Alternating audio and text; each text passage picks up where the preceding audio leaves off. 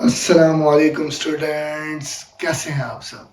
My name is Hamad Zafar and welcome to science matrix. तो आज से हम सेकेंड ईयर फिज़िक्स को स्टार्ट करेंगे और नेशनल बुक फाउंडेशन को ही हम फॉलो करेंगे। तो उसका सबसे पहला चैप्टर है चैप्टर नंबर 15 जो है ग्रेविटेशन, और उसका सबसे पहला टॉपिक है यूनिवर्सल लॉ ऑफ ग्रेविटेशन। जैसा कि हमें पता है कि दुनिया में हर चीज़ किसी न किसी चीज़ को अपनी तरफ क्या कर रही है, अट्रैक्ट कर रही है। तो आज से कई साल पहले एक साइंटिस्ट गुजरा जिसका नाम था सर आइजैक न्यूटन। तो उन्होंने पहली दफ़ा ऑब्ज़र्व किया कि जितनी भी चीज़ें हैं ये किसकी तरफ जा रही हैं, अर्थ की तरफ अट्रैक्ट हो रही हैं। आया कि अर्थ की तरफ क्यों ये जा रही है, तो कोई ना कोई पर्पस तो होगा। उसी पर्पस को ढूंढने के लिए उन्होंने अपनी खोज की और उन्होंने एक लॉ ऑफ ग्रेविटेशन दिया जो कि हम आज के लेक्चर के अंदर देखेंगे। ये lecture examination point of view से बड़ा इम्पोर्टेंट है। इसमें शॉर्ट क्वेश्चंस आ सकते हैं और एमसीक्यूज पॉइंट ऑफ व्यू से भी ये टॉपिक बहुत इम्पोर्टेंट है। सो ग्रेविटेशन क्या होता है? ग्रेविटेशन, लॉ ऑफ ग्रेविटेशन है सर आइजैक न्यूटन का, कि जो उन्होंने ये दिया कि दुनिया में कोई भी चीज़ है वो हर दूसरी चीज़ को अपनी तरफ अट्रैक्ट कर रही है विद अ फोर्स। कोई भी चीज़ से क्या मुराद है? दुनिया में कोई भी मैस वाली चीज़ किसी और मैस वाली चीज़ को अपनी तरफ क्या कर रही है, अट्रैक्ट कर रही है विद अ फोर्स, और उस फोर्स को उन्होंने नाम दिया फोर्स ऑफ ग्रेविटेशन का। जैसे कि अर्थ के गिर्द सूरज, मून घूम रहा है, चांद घूम रहा है, सूरज के गिर्द जमीन घूम रही है। इन सब चीजों की एक्सप्लेनेशन हमें इसी लॉ से मिलेगी। जैसे सूरज के गिर्द जमीन खुद ब खुद तो नहीं घूम रही, यानी कोई ना कोई तो फोर्स होगी, कोई ना कोई तो शय है, कोई ना कोई चीज है कि जो अर्थ को घुमा रहा है। इसी तरह मून अर्थ के गिर्द घूम रहा है, तो कोई ना कोई तो चीज होगी जो मून को अर्थ के गिर्द घुमा रही है। तो क्या कहते हैं, न्यूटन ने हमें इस राज से आशना किया कि वो चीज़ हमारे पास फोर्स है, और वो फोर्स हर मैस वाली चीज़ को अपनी तरफ अट्रैक्ट करेगी। जैसे everything in the universe attract every other object with a force, और वो फोर्स है फोर्स ऑफ ग्रेविटेशन। और उसकी क्या खसूसियात होंगी कि वो फोर्स डायरेक्टली प्रोपोर्शनल है प्रोडक्ट ऑफ मैसेस के। जैसे इसका मैस है 1 kg, इसका भी मैस है 1 kg, दोनों आपस में फोर्स लगा रहे हैं।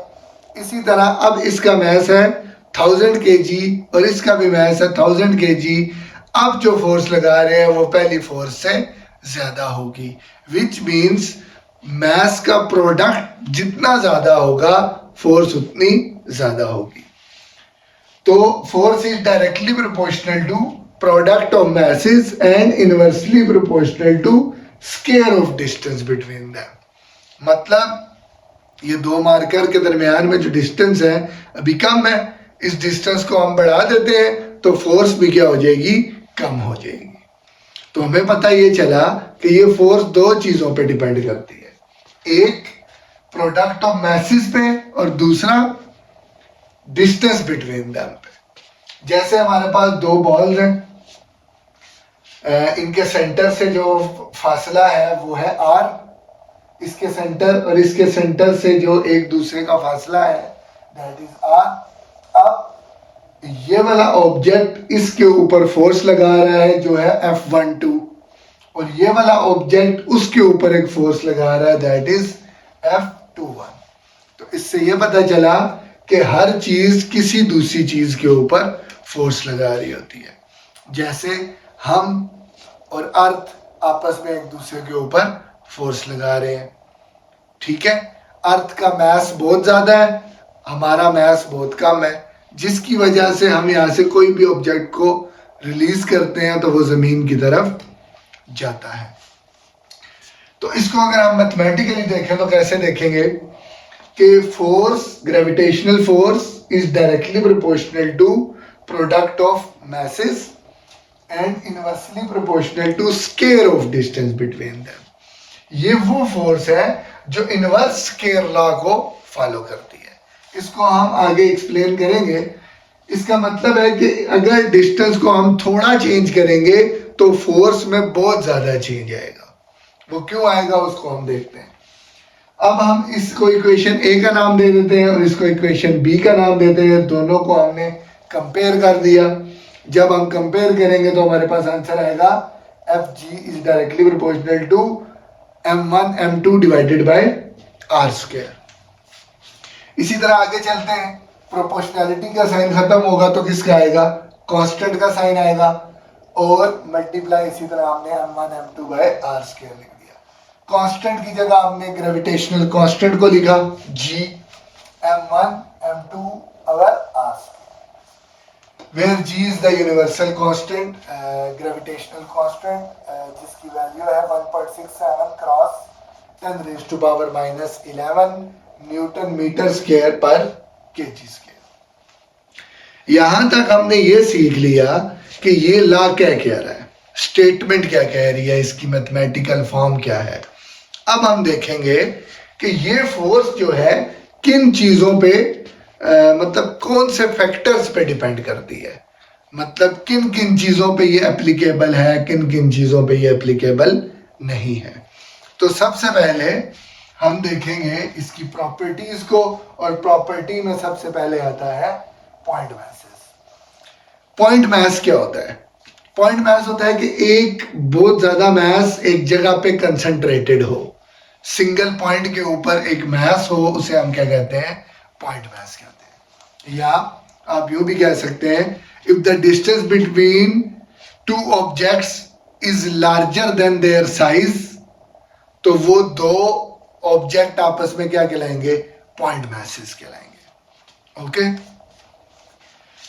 Applicable only on the point masses, mass concentrated at a single point, जो कि हमने डिस्कस किया कि बहुत ज्यादा मैस एक ही जगह पे कंसंट्रेट हो, यानी इस जगह पे जो मैस है इसे हम पॉइंट मैस कह सकते हैं। सही है, okay. Force acts along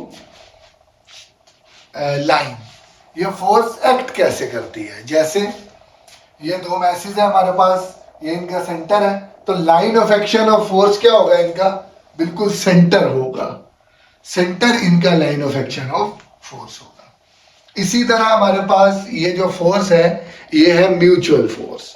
mutual force का मतलब action and reaction force, like third law of motion, मतलब न्यूटन्स का law of gravitation third law of motion की तरह ही है कि ये वाला ऑब्जेक्ट इसके ऊपर फोर्स लगा रहा है तो ये वाला ऑब्जेक्ट इसके ऊपर भी फोर्स उतनी ही लगाएगा, इक्वल एंड ऑपोजिट। तो this force is mutual, action reaction के इक्वल है। जैसे इसी तरह ये जो इसके ऊपर फोर्स लगा रहा है उतनी ही फोर्स ये लगा रहा है इसके ऊपर, तो equal and opposite force. This force is independent of medium, मतलब कि अगर हम इस फोर्स, यानी मीडियम हमारे पास एयर है, वैक्यूम है, वाटर है, सॉलिड है, कोई चीज है, तो मीडियम पे डिपेंड नहीं करती, ये फोर्स हर के लिए क्या होगी, सेम होगी। इसी तरह मोस्ट इंपॉर्टेंट पॉइंट है इसका, that is inverse square law. ये इनवर्स स्केयर लॉ को फॉलो करती है, मतलब जिस तरह हमने बोला this force is inversely proportional to square of distance between them, यानी सिर्फ इनवर्स नहीं आया, मतलब F is inversely proportional to R नहीं है। मतलब अगर मैं इसको 1 मीटर बढ़ा रहा हूं तो ये उतना ही चेंज इसके अंदर आ रहा है, लीनियर चेंज है, जितना बढ़ा रहा हूं उतना कम हो रही है। लेकिन ऐसा नहीं है, जब दो ऑब्जेक्ट्स एक दूसरे से थोड़ा सा दूर होते हैं उनमें जो फोर्स ऑफ ग्रेविटेशन है वो डबल चेंज होती है। मतलब ऐसा नहीं है कि जितना चेंज करेंगे फोर्स में भी उतनी ही कमी आई, नो। तो दैट्स व्हाई ये फॉलो करती है इनवर्स स्क्वायर लॉ को। तो वो कैसे फॉलो होती है, उसके लिए हमारे पास ये एक ग्राफ है आपकी बुक के अंदर बना हुआ है, इसको हम देख सकते हैं। यहाँ पे हमने इस साइड पे डिस्टेंस को लिखा हुआ है, इस साइड पे हमने फोर्स को लिखा है। डिफरेंट वैल्यूज हमने खुद से ले ली हैं, जैसे 36 न्यूटन, 27 न्यूटन, 18, 9, 4। इसी तरह डिस्टेंस अगर 1 आर है, यानी डिस्टेंस सिंपल 1 आर है कोई भी, या डिस्टेंस 2 आर है, मतलब जितना पहले आर था यानी 2 मीटर था, तो अब कितना हो गया 4 मीटर। 3 आर का मतलब अब उसका ट्रिपल हो गया। तो इसी तरह डिस्टेंस को हम बढ़ाएंगे और देखेंगे फोर्स में क्या चेंज आ रहा है। तो अगर हम यहाँ पे एक वैल्यू बना लें, तो अगर if r equal to 1, F 36 divided by, यानी टोटल वैल्यू हमारे पास फोर्स की अगर हम पुट करें 36, तो आर की वैल्यू चेंज करने से क्या वैल्यू में चेंज आएगा वो देखते हैं हम। तो आर की वैल्यू हमने रखी पहले 1 मीटर। जब 1 मीटर रखी तो आर स्क्वायर भी 1 ही आएगा, तो ओवरऑल आंसर हमारा कितना आ गया 36 न्यूटन। तो 1 आर के ऊपर हमने 36 न्यूटन पे मार्क कर दिया। ओके, यानी अगर डिस्टेंस 1 मीटर होगा तो फोर्स में कोई ज्यादा चेंज या बिल्कुल चेंज नहीं आया। लेकिन अगर हम 1 मीटर को 2 मीटर कर दें, डिस्टेंस हमने डबल किया, तो 36 divided by r square, 36 divided by 2 की पावर 2। अब 2 की पावर 2 का मतलब क्या 4, तो 36 डिवाइडेड बाय 4 आंसर क्या आएगा 9। इसका मतलब डिस्टेंस को डबल करने से फोर्स में बहुत ज्यादा चेंज आया है, 4 टाइम्स चेंज आया है। डिस्टेंस को डबल किया, फोर्स में 4 टाइम डिक्रीज आया। तो दैट्स वाई हम इसको क्या कह रहे हैं कि ये उस तरह से लीनियर चेंज नहीं आता फोर्स और डिस्टेंस में। डिस्टेंस डबल चेंज करेंगे, बढ़ाएंगे, फोर्स 4 टाइम्स कम होगी। ट्रिपल चेंज करेंगे 9 टाइम्स कम होगी। तो इस तरह से ये काम कर रहा है। तो ये 9 आ गया, 2r के ऊपर हमने 9 के ऊपर ये पॉइंट लगा दिया। इसी तरह हमने जी if r equal to 3 meter, तो f equal to 36 divided by 3 का स्क्वायर, 3 का स्क्वायर 9,